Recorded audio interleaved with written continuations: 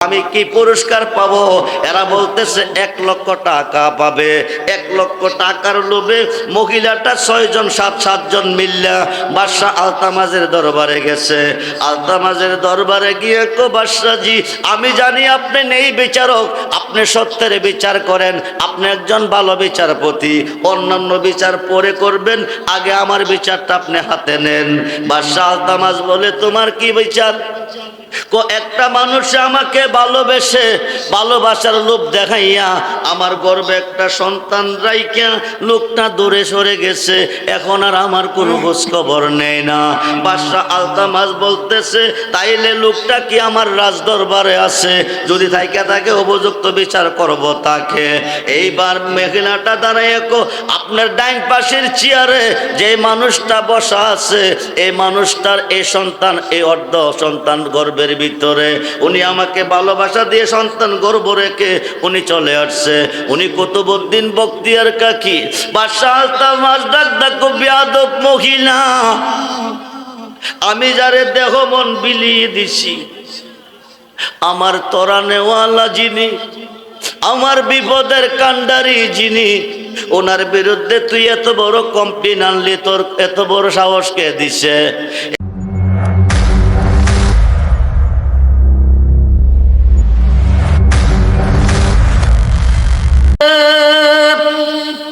পারের তরি পাবে না, সময় থাকতে মুর্শিদ ধরে পথ করে না সাধনায় আল্লাহ।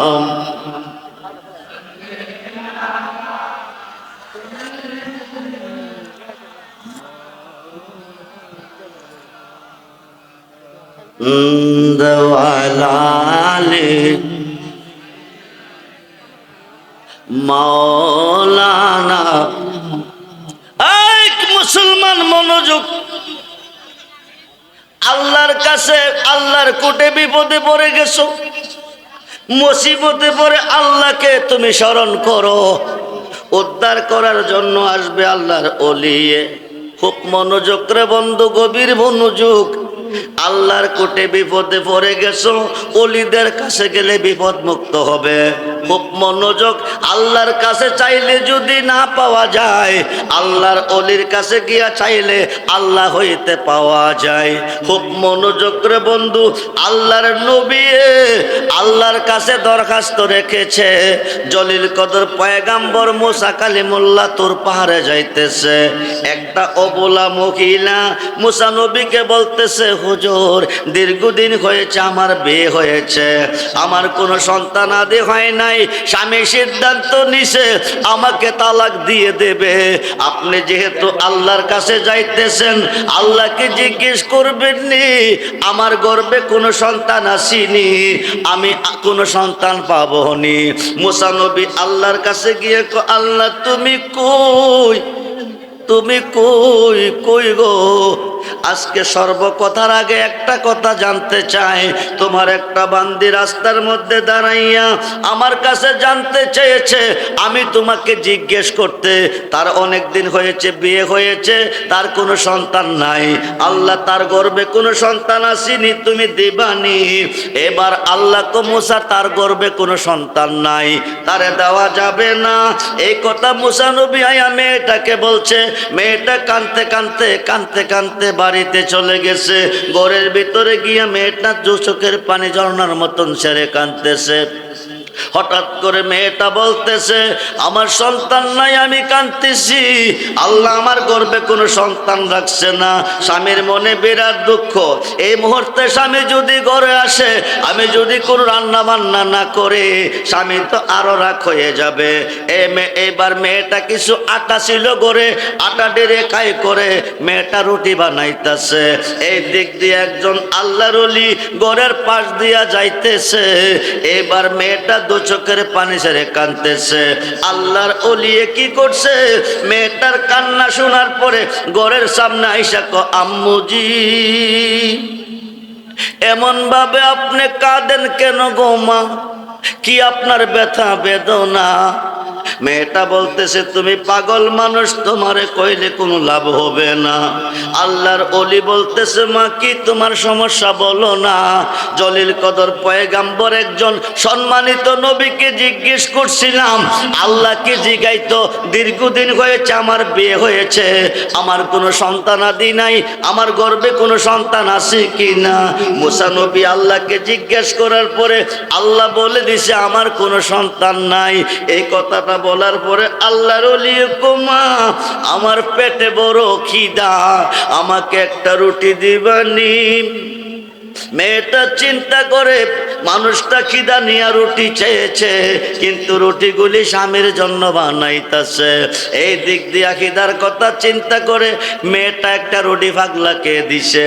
পাগলে একটা রুটি খাইয়া কমার মা খিদা ভরে শেষ হয় নাই, আরেকটা রুটি দিবানি। এইবার আরেকটা রুটি দিছে। ও মা দুইটা রুটি তুমি খাওয়াইছো, আমার খিদা নিবারণ হয় নাই, আরেকটা রুটি যদি দিতাম তো ভালো হইতো, তোমার জন্য আল্লাহরে কইতাম তিনটা ছেলে দিত। আরো আসতে গন জলিল কদর পয়গম্বর মুসা নবীর কথার উত্তর আল্লাহ দেয় নাই। আল্লাহ বলছে মেয়ের ঘরে সন্তান নাই। এইবার আল্লাহর পাগলে কইতেছে, আল্লাহর ওলি কইতেছে তুমি সন্তান যদি রুটি যদি মা তিনটা খাওয়াইতে, আমি আল্লাহর কাছে কইতাম আল্লাহ তোমারে তিনটা ছেলে দিত। এইবার তিনটা রুটি খাওয়াইছে। তিনটা রুটি খাইয়া আল্লাহর ওলি আল্লাহ তুমি কই, তুমি কই কই গো, তোমার বান্দির ঘরে সন্তান নাই, স্বামী তাকে ছেড়ে দিবে। মেয়েটা তিনটা রুটি তার স্বামীর জন্য বানাইছে। এই তিনটা রুটি আমারে খাওয়াইয়া আমার খিদা নিবারণ করেছে। হায় খায় আমি মেয়েটার কাছে ঋণী হয়ে গেছি। আল্লাহ তুমি কই, এই ঋণের পরিশোধ তুমি করে দাও। এই মেয়েটাকে তিনটা ছেলে আল্লাহ তুমি দিয়ে দাও। যেরকম সুবহানাল্লাহ। আল্লাহর পাগলে দোয়া করছে, মুসা নবীর দোয়া কবুল হয় নাই, আল্লাহ না করছে। আল্লাহর পাগলে কইছে আল্লাহ তিনটা ছেলে দিছে। কয়েক বছরের ভিতরে ছেলেগুলি হয়ে গেছে। একদিন মুসা নবী তোর পাহাড়ে যাইতেছে, মেয়েটা রাস্তার মধ্যে দাঁড়ায় কো মুসা নবী শোনো, তুমি কইছো আল্লাহ কইছে আমার গর্ভে কোনো সন্তান নাই। হায় খায় আমি তিনটা সন্তানের তিনটা ছেলের মা হয়েছি, এই সন্তানগুলি দিল কোন আল্লাহ? যেরকম সুবহানাল্লাহ। তুমি কইছো আল্লাহ কইছে আমার গর্ভে কোনো সন্তান নাই, আমি তিনটা ছেলের মা হয়েছি, এই সন্তানগুলি আমারে কোন আল্লাহ দিছে? তুমি আল্লাহকে জিজ্ঞেস করো আল্লাহ কয়জন? মুসা নবী গিয়া কো আল্লাহ তুমি কই, তুমি কই কই গো? আল্লাহ কো কি হইছে? তোমার কাছে জানতে চেয়েছি, তোমার বান্দি ফরিয়াদ রেখেছে, জানতে চেয়েছে দীর্ঘদিন হয়েছে তার বিয়ে হয়েছে, কোনো সন্তান নাই। তুমি কইছো তার সন্তান নাই, এখন তার এই তিনটা ছেলে কে দিল? কোন আল্লাহ দিল? আল্লাহ কয়জন? মেয়েটা জানতে চাইছে। আল্লাহ কো মুসা তুমি কি শুনতে চাও না দেখতে চাও? যেরকম সুবহানাল্লাহ। আল্লাহ কো তুমি কি শুনতে চাও না দেখতে চাও? বাংলার একদল মোল্লা আছে, এরা কো ওলি আল্লাহর কাছে যাইও না, মুর্শিদের কাছে যাইও না, যা করে আল্লাহ করব। মোল্লা আমি তোরে কই আল্লাহ কো আবতাগু ইলাইহিল ওসিলা ওয়া কুনু মাস সাদিকিন, ইয়া আইয়ুহাল্লাযীনা আমানু তাকুল্লাহ ওয়া কুনু মাস সাদিকিন, ইন্না রাহমাতাল্লাহি কারীবুম মিনাল মুহসিনিন। যেরকম সুবহানাল্লাহ। আল্লাহর ওলিদের কাছে যাইতে আল্লাহর কোরআনে আল্লাহ নিজে বলে মোল্লা কো গেলে শিরিক হয়, মোল্লা কো গেলে বাদাত হয়। খুব মনোযোগ। এইবার আল্লাহ কো মুসা তুমি কি দেখতে চাও না শুনতে চাও? মুসা নবী কো দেখলে শোনার দরকার কি? এইবার আল্লাহ হঠাৎ করে মুসারে কো মুসারে আমার মানুষের মাংস খাইতে মনে চাইতেছে, আমারে একটু মাংস মানুষের খাওয়াইতে পারবি নি? মুসা নবী কো আল্লাহ তুমি কও কি? পৃথিবীতে হাজার হাজার মানুষ আছে, মাংসের কি অভাব আছে? তুমি যা চাও তা তোমার জন্য আনবো। এই কথা কইয়া দিয়া মুসাকে বিদায় দিছে। মুসা নবী একটা প্লেট আর একটা ছড়ি হাতে লইয়া রাস্তা দিয়া ঘুরতেছে, হাঁটতেছে। আর মানুষের কাছে গিয়া কো আল্লাহ গোশত খাইতে চেয়েছে, মানুষের মাংস খাইতে চেয়েছে, তোমরা কেউ আসুনি একটু মাংস দিবানি? তোমরা কেউ আসুনি আল্লাহর জন্য একটু মাংস তুমি দিবানি? কোন মেয়ে শিকার নাই, সব মেয়েরা না করতেছে আমাদের কাছে মাংস নাই, দেওয়া যাবে না। কোন মানুষে এক টুকরা মাংস দিল না। এবার মুসা নবী গহীন জঙ্গলের ভেতর দিয়া ঢুইকা গেছে, গহীন জঙ্গলের ভেতর দিয়া যাইতেছে। কিছু দূর পর যাওয়ার পরে একেবারে হ্যাংলা আলাক হয়ে গেছে, শরীরে কোনো পোশাক নাই। একজন পাগলে ডাক দিয়া কো মুসা নবী, যখন সুবহানাল্লাহ, নবীও নবীও আমারে কি তোমার পছন্দ হয় নাই? আমারে কি তোমার পছন্দ হয় নাই? আল্লাহ মানুষের মাংস খাইতে চেয়েছে, তুমি হাজার মানুষের কাছে চেয়েছো, এক টুকরা মাংস তোমারে কেউ দেয় নাই। তুমি আমারে কেন বলো না? সুবহানাল্লাহ বলেন। তুমি আমারে কেন বলো না? আমারে কি তোমার পছন্দ হয় নাই? মুসা নবী কো বিষয় কি? আল্লাহ মানুষের মাংস খাইতে চেয়েছে, এই পাগলে জানে কেমন করে, এ পাগলে জানে কেমন করে। এইবার কহা আমি হাজার মানুষের কাছে গিয়েছি, কোন মানুষ এক টুকরা মাংস দিল না। এইবার পাগলটা শরীরটা আমার হাতে দাও, প্লেটটা দাও। এইবার পাগলের শরীর থেকে কাটতেছে আর মাংস পেটে দিতেছে। আর পাগলা কইতেছে কোন জায়গার মাংসটা খুদা জানে খাইতে বেশি ভালোবাসে। সারা অঙ্গের শরীরের অংশ কেটে কেটে পেটের মধ্যে রেখেছে, লাশ পর্যন্ত এই বুকটারে ফাইরা কলিজাটা বাকির কইরা আল্লাহু আকবার বলেন। বুকটারে ফাইরা কলিজাটা বাকির কইরা এইবার অর্ধেকটা কলিজা প্লেটে দিছে।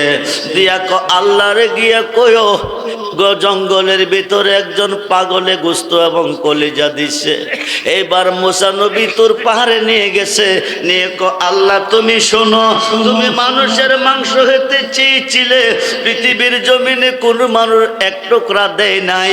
জঙ্গলের ভিতরে যাইয়া যাইতেছি, একটা পাগলে পিছন দিক থেকে ডাক দিছে, পরনে কোনো কাপড় নাই, একেবারে শুকাইয়া লাকড়ি হয়ে গেছে। এই পাগলটা ডাক ডাকো মুসারে, আল্লাহ মাংস খাইতে চেয়েছে, আমার কাছে তুই কেন কোস না? এবার পাগলা নিয়ে গোশত দিছে, সারা অঙ্গ থেকে অর্ধেকটা কলিজাও দিয়ে দিছে। আল্লাহ কো মুসা শুন, আমি তোর কাছে গোশত চেয়েছিলাম, মানুষের মাংস খাবো, তোর শরীরে কি গোশতের অভাব ছিল রে মুসা? তুই এক টুকরা দেশ নাই, দিলি না, পাগলে দিছে। এই পাগলে কইলে আমি খুদা কি না দিয়া পারি রে মুসা? তোর কোন সুবহানাল্লাহ। ওই পাগলে কইছে রে মুসা আমি একে একে 3টা ছেলে দিছি। ও মোল্লা রে, আজমিরের জমিনে শুই আছে খাজা গরিবে নেওয়াজ, ওনার একজন মুরিদ, ওনার একজন ভক্ত হাজা কুতুবউদ্দিন বখতিয়ার কাকি। হাজা কুতুবউদ্দিন বখতিয়ার কাকিকে হাজা গরিবে নেওয়াজ বলতেছে, আমি বিভিন্ন দেশে দাওয়াত দিয়েছি, কুতুবউদ্দিন তুমি দিল্লি শহরে চলে যাও, ওখানে যাইয়া তুমি দিনের দাওয়াত দাও, মানুষকে ধর্মের দিকে আনো এবং তুমি বায়াত করো। হাজা কুতুবউদ্দিন বলতেছে, হুজুর আমি দিল্লি শহরে কোনোদিন যাই নাই, আমারে কেউ চিনে না, আমি দিল্লি শহরে গিয়া যদি বিপদে পড়ে যাই তাইলে আমারে উপায় হবে কি? হাজা গরিবে নওয়াজ বলতেছে, দিল্লি শহরে বিপদে পড়ে গেলে আমি খাজারে স্মরণ করি, ওজোর কোন সুবহানাল্লাহ। এই কথা কইয়া কুতুবউদ্দিন বখতিয়ার কাকিকে দিছে বিদায় কইরা। কুতুবউদ্দিন কাকি হাজা গরিবে নওয়াজের কদমে একটা বক্তি দিয়া রওনা হয়ে গেছে দিল্লি শহরে গিয়া তিনি দিল্লি শহরের শামসুদ্দিন আলতামাস দিল্লি শহরের বাচ্চাকে তিনি বায়াত করছে।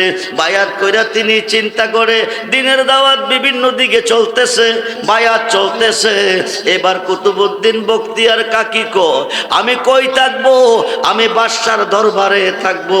কুতুবউদ্দিন বখতিয়ার কাকি বাদশাহ আলতামাজের দরবারে অবস্থানরত আছে। হাজার হাজার ভক্ত মুরিদান হয়ে গেছে, হাজার হাজার মানুষ ধর্ম গ্রহণ করে মুসলমান হয়ে গেছে। এবার মাজার বিরোধী অলি বিরোধী একদল মুসলমান পৃথিবীতে আছে।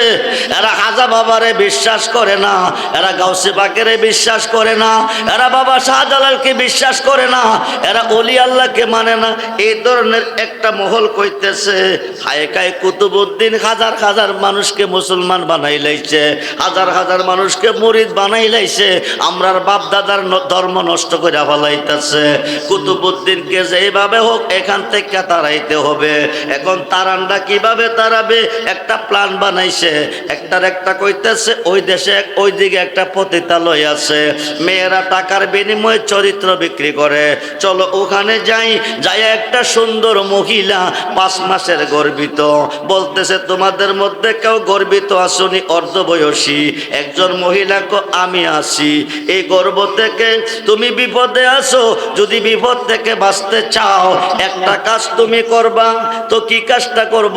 কুতুবউদ্দিন বাদশাহ আলতামাজের দরবারে গিয়া তুমি একটা সাক্ষী দিবা যে এই গর্ভে যে সন্তানটা আছে এটা কুতুবউদ্দিন বখতিয়ার কাকি। মহিলা কইতেছে অসম্ভব কথা, আমি আল্লাহর অলির বিরুদ্ধে মিথ্যা কথা বলতে পারবো না, আমি মিথ্যা সাক্ষী দিতে পারবো না। ওই লোকেরা বলতেছে তুমি একটা সাক্ষী দিবে, প্রয়োজনে অনেক পুরস্কার তোমাকে দেওয়া হবে। আমি কি পুরস্কার পাবো? এরা বলতেছে 1 লক্ষ টাকা পাবে। 1 লক্ষ টাকার লোভে মহিলাটা 6 জন 7 জন মিল্লা বাদশাহ আলতামাজের দরবারে গেছে। আলতামাজের দরবারে গিয়ে কো বাদশাহজি আমি জানি আপনি নেই বিচারক, আপনি সত্যের বিচার করেন, আপনি একজন ভালো বিচারপতি, অন্যান্য বিচার পরে করবেন, আগে আমার বিচারটা আপনি হাতে নেন। বাদশাহ আলতামাজ বলে তোমার কি বিচার? একটা মানুষ আমাকে ভালোবেসে ভালোবাসার লোভ দেখাইয়া আমার গর্বে একটা সন্তান রাইখা লোকটা দূরে সরে গেছে, এখন আর আমার কোনো খোঁজ খবর নেই না। বাদশাহ আলতামাজ বলতেছে তাইলে লোকটা কি আমার রাজ দরবারে আছে?